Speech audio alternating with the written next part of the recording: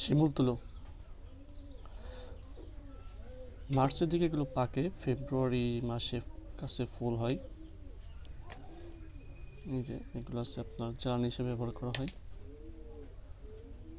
আর এই তুলা বর্তমানে 25 সালে বাজার মূল্য 400 টাকা কেজি।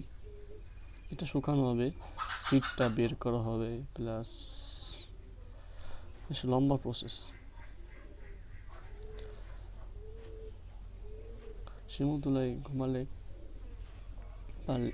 এটা খুবই মাথাটাকে প্রপার শেপে রাখতে হেল্প করে, প্লাস শিমুল তুলা লেপ খুবই ভালো ইনসুলেটর এবং হেলদি আর কি।